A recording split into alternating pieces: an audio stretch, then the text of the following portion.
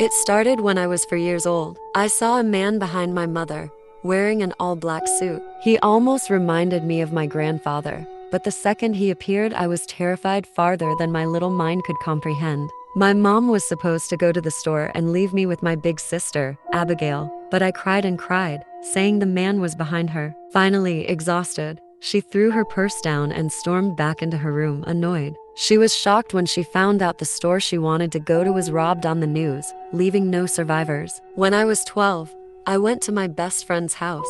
I saw the bruises and cuts and knew what happened. The next day, Death was right behind her. I asked her to stay at my house that night, and she agreed. When my mother picked her up, Death wasn't behind her. He was behind her father, who had already engulfed himself in a six-pack. I looked Death in the eyes and nodded. Car accident. He got drunk and wanted his daughter to come home. He hit a semi. He didn't make it. Ever since then, I've seen him behind older people, behind people who used walkers or clearly had some kind of disabilities. I saw him behind children. One time, I saw him behind a pregnant woman and wondered who he would take. I didn't see him for years. I saw him on the sidewalk, of course, but never again in my family. For my daughter's 5th birthday, I took her to the mall. Death was everywhere, behind me, behind my daughter, behind the old women and men, and behind the children. Death looks at me with pity as I hear the booms from the entrance. I don't think I can save us all this time. The discovery was first made on June 2nd, 2015 by a man named Jalen Walker, a man plagued with severe OCD. According to him, he noticed a change when the steps to get from his house to the nearby gas station were slightly less than the usual 1374. Alarmed by this, since Jalen always made sure to retrace his steps 20 more times until he was positive that it now took 1,373 steps. After police were called into the gas station to perform a wellness check on the man, Jalen insisted that the city check their census records and that once they did, they would see he was correct. 1 week later, after receiving 100 calls reporting similar circumstances in their neighborhoods, the city planner, Rachel Henley, decided to look into the rumors in order to put the public's mind at ease. However, once doing so, Mrs. Henley was floored to find that the city did indeed move 2 inches south since 2012. Thinking that this could be a result of a major water line rupturing, a small crew was tasked to investigate the source of the movement. Led by Mrs.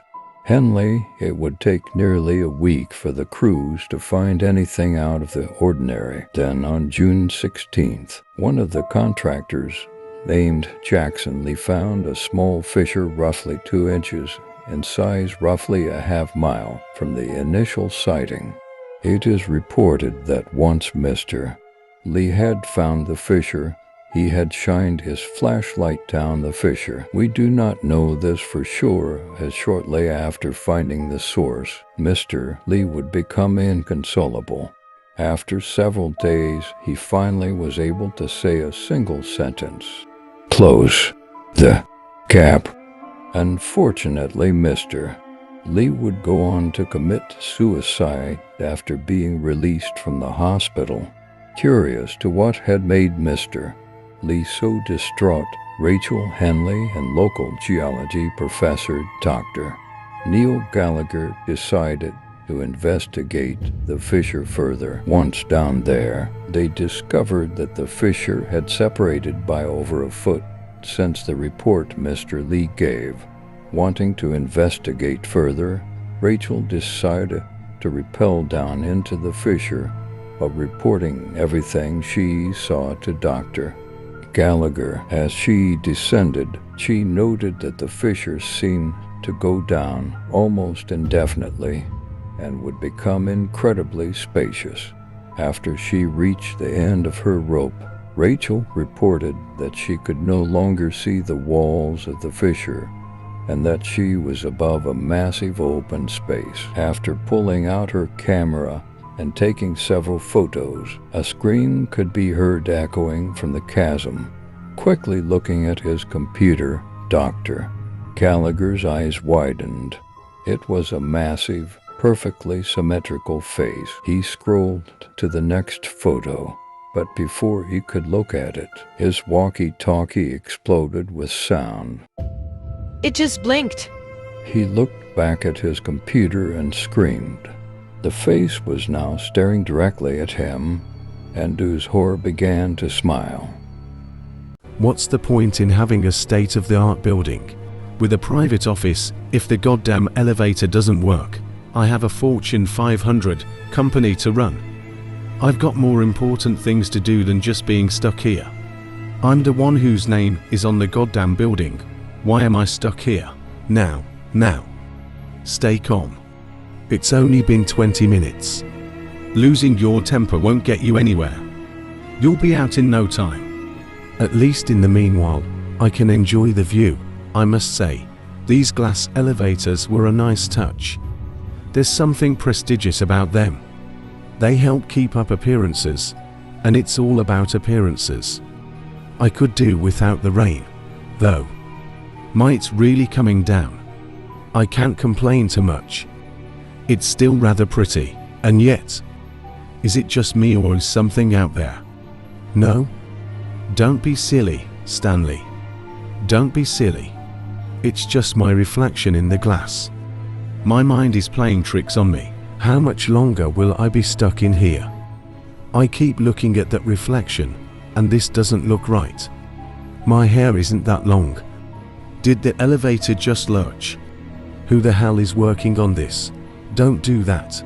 I could almost swear there's something out there. But that's silly. We're on the 58th floor. And yet my reflection doesn't look like my reflection. What the hell is this? I'm not wearing white. My hair isn't that long. And the face. That face. Patricia. No, Patricia is dead. Long dead. I saw to that myself. But it's not my fault. We built this company together. She could have had a nice office too. I would have given her everything. But no. She didn't want me. Then she didn't want to work with me. And then she tried to take her half of the company. That wouldn't do. Why am I thinking about her tonight? She's dead, and I'm not seeing her reflection in the glass. Enter text. The elevator lurched again that time. I felt it. What the hell are they doing up there? Is it that hard to get me out normally? I swear to God I'm going to fire the asshole who's working on the elevator. Wait. Right now, the reflection. The more I look at it I could swear. No, you're dead. You're dead. Buried. You had an unfortunate accident on one of our construction sites. You're gone. You're out, just like you wanted. You're not here. You're not out there, in the rain. Outside the 58th floor. You're not here. Oh God. You are. The elevator's lurching again. I can hear the metal groaning. What's happening? Is it going to? Oh God. No, not like this. Patricia. Wait. No. Patricia, wait, please. Wait. I looked around the room with a thought I couldn't shake.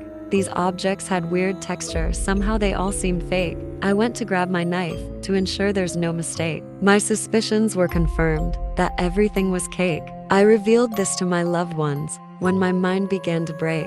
They checked me in the hospital, I guess for my own sake. Yet in the room persisted what gave me much heartache. This curse, it seems, has followed me, for everything was cake. I had to end it here. I'd had all that I could take. Late at night I found a knife while I was yet awake, but my wrist gave no resistance, like a warm and still soft bake. To my horror I discovered that I was always cake.